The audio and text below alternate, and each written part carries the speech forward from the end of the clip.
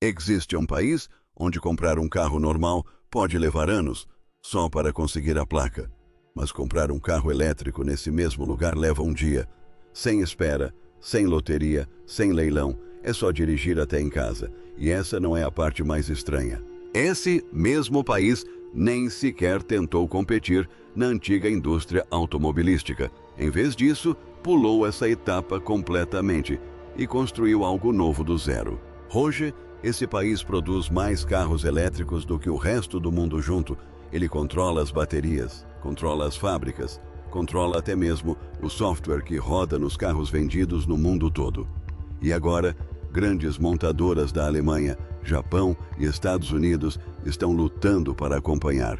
Como um país passou de praticamente não produzir carros que valessem a pena exportar a dominar todo o mercado mundial de carros elétricos em menos de 20 anos. Esse país é a China. Se você está gostando até aqui, deixe um like, porque isso ajuda muito o canal e dá bastante trabalho para produzir este conteúdo. Agora, inscreva-se para não perder o que vem a seguir, porque a forma como tudo começou é muito mais estranha do que você imagina. E a reviravolta perto do final pode te surpreender ainda mais. O plano antigo. Na década de 1980, a China queria construir uma indústria automobilística forte, assim como todos os outros países. Na época, eles quase não tinham experiência na fabricação de carros modernos. Então, bolaram um plano. Permitiram que grandes montadoras estrangeiras viessem vender seus carros no país. Mas havia uma condição. Essas empresas estrangeiras precisavam primeiro se associar a empresas chinesas locais. A ideia era simples.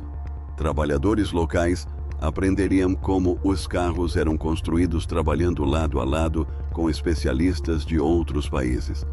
Aos poucos, eles adquiririam as habilidades necessárias para construir carros por conta própria. E por um tempo, funcionou. Fábricas surgiram por todo o país. Os trabalhadores aprenderam a montar carros peça por peça. Milhões de carros saíam da linha de produção todos os anos. Mas eis o problema. As empresas estrangeiras eram espertas, compartilhavam algum conhecimento, mas mantinham os segredos mais importantes bem guardados. Coisas como o funcionamento dos motores, como as transmissões trocam de marcha suavemente, sem trancos, como minúsculos chips de computador controlam tudo o que acontece sob o capô. Esses são os verdadeiros cérebros de um carro. E ninguém estava disposto a revelar isso de graça. Então, mesmo depois de anos fabricando carros, a China estava estagnada. Eles conseguiam montar os carros, mas ainda não sabiam como construir do zero as peças mais importantes. Era como aprender a cozinhar, apenas observando alguém jantar todas as noites. Você vê a aparência externa da refeição, mas nunca descobre a receita de verdade. Essa dificuldade pode não parecer ter muita relação com carros elétricos agora, mas na verdade explica tudo o que acontece depois. Porque ficar de fora da antiga corrida automobilística foi exatamente o que levou um engenheiro a imaginar uma corrida completamente diferente. Uma que a China realmente poderia vencer. E essa ideia é o verdadeiro ponto de partida da matéria em que você clicou, a grande ideia. No início da década de 1990, um jovem engenheiro chinês deixou seu país natal para estudar na Alemanha. Após concluir a graduação, conseguiu um emprego em uma das maiores montadoras de automóveis do mundo. Por quase 10 anos, trabalhou nos bastidores da empresa. Viu como os motores eram projetados peça por peça. Viu como cada minúscula peça se encaixava como um quebra-cabeça gigante. Aprendeu segredos que pessoas de fora raramente tinham a oportunidade de presenciar de perto. Depois de quase uma década, retornou à China e o que tinha a dizer chocou muita gente. Ele disse ao governo algo simples, porém ousado. Não há mais como alcançar os concorrentes no mercado de carros a gasolina. A diferença é muito grande. O conhecimento está firmemente engavetado por empresas que fabricam motores há mais de 100 anos. Se continuarmos tentando do jeito antigo, sempre estaremos alguns passos atrás dos outros. Mas então, ele propôs um plano totalmente novo: ignorar completamente a corrida. Não tentar alcançar os concorrentes no mercado de motores a gasolina. Em vez disso, vamos direto para algo totalmente diferente: carros elétricos. Inicialmente, essa ideia pareceu quase absurda para muita gente. Os carros a gasolina dominavam o mundo naquela época. Todas as grandes montadoras construíam motores potentes e se orgulhavam disso. Mas os carros elétricos são, na verdade, muito mais simples em alguns aspectos importantes. Em vez de um motor complexo com centenas de peças móveis, você precisa basicamente de uma bateria, um motor elétrico e alguns componentes eletrônicos inteligentes. Essas são áreas em que a China já possuía habilidades consideráveis, especialmente em eletrônica e química de baterias.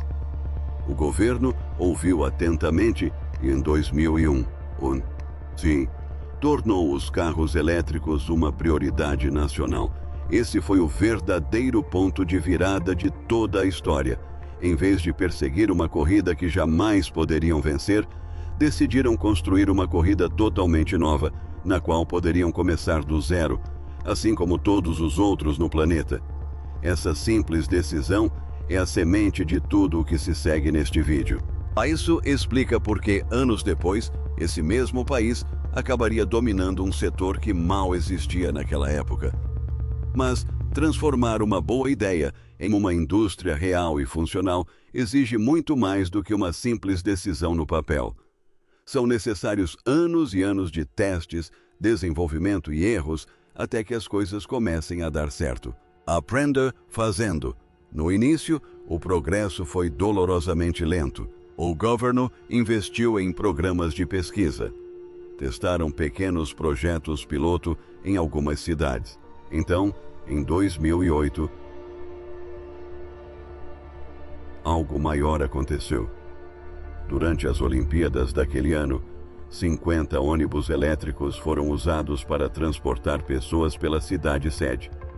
Foi uma das primeiras vezes que veículos elétricos foram testados em larga escala em condições reais.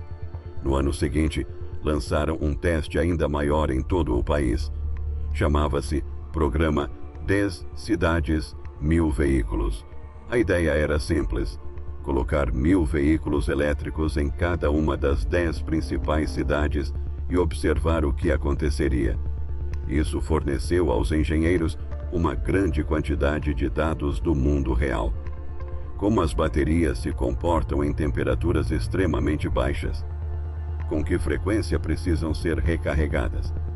Quais peças quebram primeiro após uso diário intenso? Então, em uma cidade do sul, uma grande empresa chinesa começou a operar ônibus e táxis elétricos por toda a cidade. Isso permitiu que coletassem ainda mais dados do mundo real, além de gerar uma renda estável. Embora a tecnologia ainda fosse nova e longe da perfeição na época, pouco a pouco, uma base sólida estava sendo construída silenciosamente.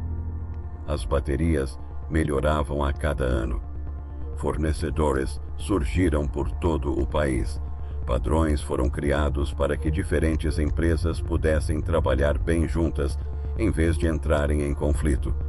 Esse trabalho de base lento e cuidadoso pode não parecer empolgante à primeira vista, mas foi mais importante do que quase qualquer outra coisa em toda essa história. Ele preparou o terreno para algo muito maior, algo que logo faria o resto do mundo parar para prestar atenção. Porque, uma vez que essa base estivesse finalmente pronta, a China estava prestes a fazer algo que nenhum outro país jamais havia feito antes. Estava prestes a construir uma indústria automobilística inteira de uma maneira completamente diferente de qualquer outro lugar do planeta. E essa diferença é exatamente o motivo pelo qual comprar um carro elétrico lá hoje parece tão fácil. A arma secreta. É aqui que as coisas ficam realmente interessantes. A maioria dos países constrói carros como se fosse uma corrida de revezamento.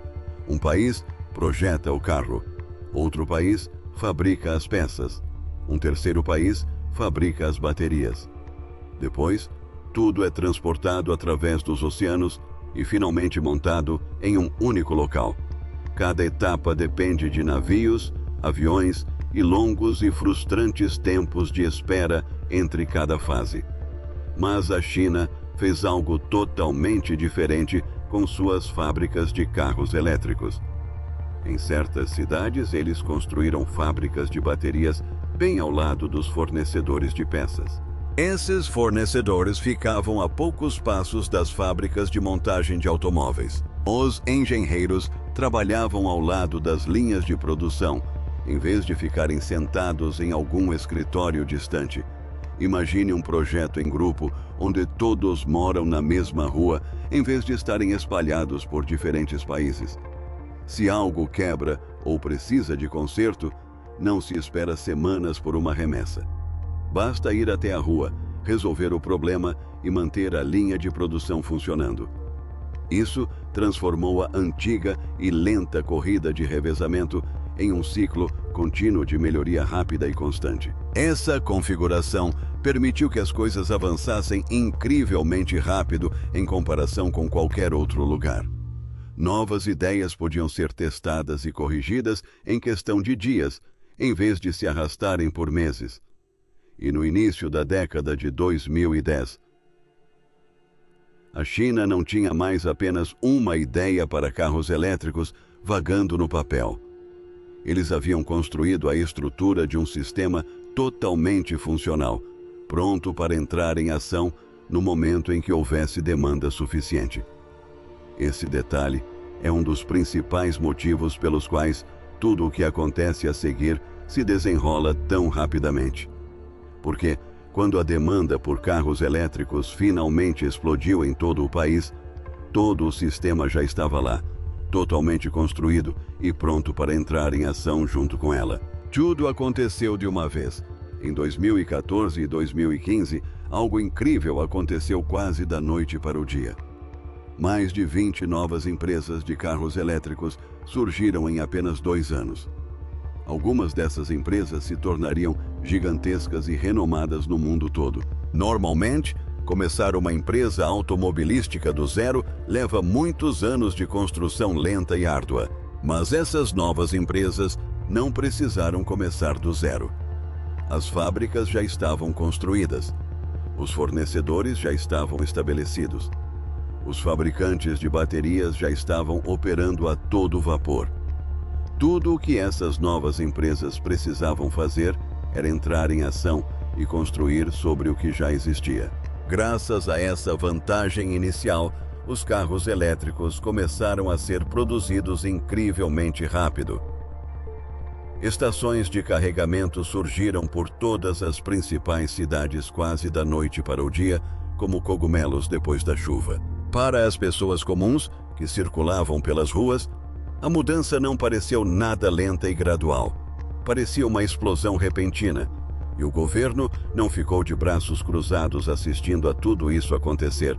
Pelo contrário, reagiu com veemência na mesma direção. Os compradores de carros elétricos receberam bons descontos diretamente no balcão da concessionária. Algumas cidades isentaram completamente os carros elétricos de impostos adicionais, o que representou uma grande economia para os compradores.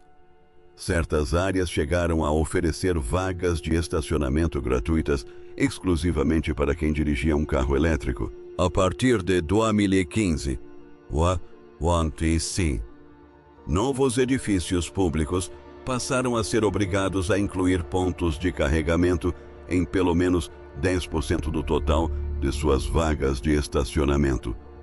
Exatamente ao mesmo tempo, tornou-se cada vez mais difícil manter um carro a gasolina sem preocupações. Normas de poluição mais rigorosas restringiram até mesmo os locais onde carros mais antigos podiam circular dentro dos limites da cidade. Algumas cidades chegaram ao ponto de proibir a circulação de carros a gasolina em certas ruas em dias específicos da semana. Comprar um carro elétrico deixou de ser fácil e tornou-se cada vez mais incômodo com o passar dos anos. É exatamente por isso que, em grandes cidades, comprar um carro a gasolina pode levar anos, mesmo que seja apenas para obter uma placa. Enquanto isso, um carro elétrico pode ser levado para casa na mesma tarde.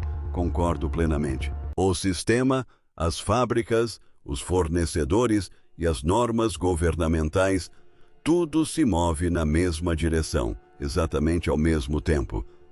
E essa sincronia perfeita é um dos principais motivos pelos quais essa história termina em um lugar que ninguém esperava. O mundo inteiro percebe. Em 2019. A China havia se tornado discretamente um dos melhores lugares do mundo para a fabricação de carros elétricos. E uma famosa empresa do outro lado do oceano percebeu isso. Essa empresa convenceu o governo chinês a permitir que construíssem sua própria fábrica, sem a antiga regra que exigia um parceiro local. Em apenas um ano, construíram uma fábrica gigantesca do zero. A produção aumentou rapidamente desde o início, mas a verdadeira mágica aconteceu silenciosamente nos bastidores. Com o tempo, cada vez mais peças para seus carros começaram a vir de fornecedores chineses locais, em vez de serem importadas. Em poucos anos, a maior parte da cadeia de suprimentos dessa fábrica era quase inteiramente local. Isso se mostrou um grande diferencial por dois motivos. Primeiro, tornou a produção mais rápida e consideravelmente mais barata para essa famosa empresa. Segundo, deu a todas as montadoras chinesas locais a oportunidade de estudar exatamente como uma das melhores fabricantes de carros elétricos do mundo construía seus veículos. As empresas locais observaram atentamente, aprenderam rapidamente e aprimoraram seus próprios projetos ainda mais. Assim, essa famosa empresa estrangeira se tornou, ao mesmo tempo, concorrente e mentora. E a indústria local de carros elétricos não apenas cresceu mais rápido por causa disso, como também se tornou mais eficiente a cada ano que passava. Mas um sucesso tão grande sempre tem um preço. E é nesta próxima parte da história que as coisas tomam um rumo inesperado. Algo bom demais se espalhando pelo mundo. Por um tempo, tudo nesse sistema parecia absolutamente perfeito. A cada ano, sem exceção, mais pessoas queriam carros elétricos. As empresas continuavam construindo fábricas cada vez maiores para atender à demanda crescente. Fábricas de baterias se multiplicavam por todo o país. Dezenas de novas marcas de carros entraram no mercado, todas na esperança de abocanhar sua fatia do bolo em expansão. Mas eis o problema que quase ninguém previu. Construir uma fábrica leva vários anos do início ao fim. E uma vez que uma empresa assina contratos e investe bilhões de dólares, simplesmente não consegue interromper o processo da noite para o dia. Assim, as empresas continuaram construindo novas fábricas, mesmo quando o mercado começou a esfriar lentamente. Novas fábricas, originalmente planejadas para os anos de maior crescimento, finalmente abriram suas portas justamente quando a demanda começou a se estabilizar. Isso criou um problema enorme para o qual quase ninguém estava preparado. Agora, estavam sendo fabricados mais carros do que as pessoas realmente queriam comprar. Uma vez que uma fábrica está totalmente construída, ela simplesmente precisa continuar funcionando, não importa o quê. Os trabalhadores ainda precisam de seus salários todos os meses. Os fornecedores ainda precisam que seus pedidos regulares sejam atendidos. Os empréstimos ainda precisam ser pagos em dia. Uma fábrica vazia e ociosa só gera prejuízo todos os dias. Ela fica parada, sem fazer nada. Então as empresas continuaram fabricando carros, mesmo sem compradores suficientes. O objetivo, discretamente, deixou de ser o de produzir o melhor carro possível. Passou a ser simplesmente o de sobreviver por mais tempo que a concorrência. Os preços começaram a cair rapidamente, não como uma estratégia de negócios inteligente, mas porque realmente não havia outra opção. Uma grande empresa chinesa reduziu drasticamente o preço de um de seus modelos mais populares para cerca de 11 mil. Isso representa aproximadamente metade do preço de um carro a gasolina de uma marca conhecida nos Estados Unidos. Quando uma empresa baixa os preços a esse ponto, todas as outras no mercado precisam seguir o exemplo para continuar vendendo carros. Existe até um termo específico na China para descrever esse tipo de situação exaustiva. Significa basicamente que todos trabalham cada vez mais, mas ninguém realmente prospera no final. O esforço aumenta muito, mas as recompensas reais diminuem drasticamente para todos os envolvidos. Com tantas empresas fabricando carros bastante semelhantes e disputando os mesmos compradores, as empresas mais fracas eventualmente não conseguiram mais acompanhar o ritmo. Algumas empresas que antes eram gigantescas e renomadas acabaram falindo completamente, deixando para trás fábricas vazias e dívidas enormes. O mesmo sistema que criou esse boom incrível agora exercia uma pressão enorme e silenciosa. Havia simplesmente carros demais sendo fabricados e não havia compradores suficientes para atender a demanda dentro de um único país. Assim, só restava um caminho a seguir: a expansão para o resto do mundo.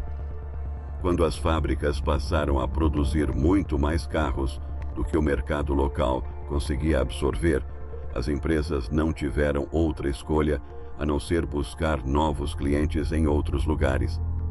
Eles começaram a investir pesado na Europa, no Sudeste Asiático, na América Latina e praticamente em qualquer mercado disposto a recebê-los. Mas esse caminho nem sempre foi fácil. Esses carros já não eram apenas baratos. Eram máquinas verdadeiramente impressionantes, com preços mais baixos, baterias potentes e confiáveis e tecnologia surpreendentemente avançada embutida. Muitos desses veículos agora vêm equipados com softwares inteligentes que proporcionam uma experiência mais parecida com a de usar um smartphone do que dirigir um carro tradicional e antiquado. Isso mudou completamente o rumo da competição, que deixou de se concentrar apenas em motores e baterias. Agora, a questão também envolvia telas de software e recursos inteligentes. Essa mudança assustou alguns governos a ponto de levá-los a tomar medidas concretas. Novos impostos e taxas foram aplicados a esses carros que entravam em determinados países. Em 2024, um importante grupo comercial impôs taxas extras a diversas marcas de automóveis, com algumas delas enfrentando cobranças altíssimas, somadas aos impostos de importação já existentes. O objetivo era simples e claro: desacelerar o processo o suficiente para dar às montadoras locais um pouco mais de tempo para se adaptarem e se ajustarem. Nos Estados Unidos, os impostos sobre esses carros se tornaram tão absurdamente altos que eles foram praticamente excluídos do mercado. A Europa também adicionou suas próprias taxas, um pouco menores no geral, mas ainda assim bastante significativas. Para muitos desses governos, a preocupação não era mais apenas com os preços mais baixos, prejudicando as marcas locais. Passou a ser algo muito maior do que dinheiro. Esses carros vêm equipados com câmeras, sensores e conexões de internet integradas. Alguns governos começaram a se preocupar com quem controlaria todos esses dados e essa tecnologia depois que esses carros estivessem circulando por suas cidades todos os dias. Então, essas empresas se adaptaram mais uma vez, como sempre parecem fazer. Se o envio de um carro pronto acarretasse taxas e impostos extras, por que não simplesmente fabricá-lo em outro lugar? Se uma quantidade suficiente de um carro for produzida em outro país, muitas vezes é possível evitar esses custos extras de forma completa e legal. É por isso que novas fábricas começaram a surgir em lugares como Hungria, Espanha e México. Não se tratava mais apenas de exportar carros prontos. A questão passou a ser a exportação de fábricas inteiras, cadeias de suprimentos completas e até mesmo sistemas de software avançados. Enquanto isso, em muitas outras partes do mundo, essas empresas foram recebidas de braços abertos, em vez de taxas e restrições adicionais. Carros mais baratos, novos empregos e fábricas novinhas em folha pareciam um negócio incrível para muitos países em desenvolvimento. Assim, enquanto algumas partes do mundo construíam muros silenciosamente, outras abriam suas portas de par em par. E isso nos leva de volta ao ponto de partida de toda essa história. Um país que antes não conseguia nem mesmo construir um motor a gasolina decente por conta própria, agora lidera um novo tipo de indústria automobilística. Não apenas carros, mas baterias, softwares, fábricas e regulamentações governamentais, tudo funcionando em conjunto como um gigantesco sistema coordenado. Essa é a verdadeira razão pela qual comprar um carro a gasolina comum em certas cidades pode levar anos, enquanto um elétrico sai da concessionária no mesmo dia. Nunca se tratou apenas dos carros em si. Tratava-se de construir silenciosamente uma máquina inteira projetada para se mover mais rápido do que qualquer outra no mundo. Se essa história te impressionou, clique no botão gostei agora mesmo, pois isso ajuda muito o canal a continuar produzindo vídeos como este. Inscreva-se e ative as notificações para não perder nenhum vídeo novo. Deixe nos comentários o que você acha que vai acontecer a seguir nesta corrida. Será que outros países eventualmente conseguirão alcançar esse nível ou essa vantagem já é grande demais para ser revertida?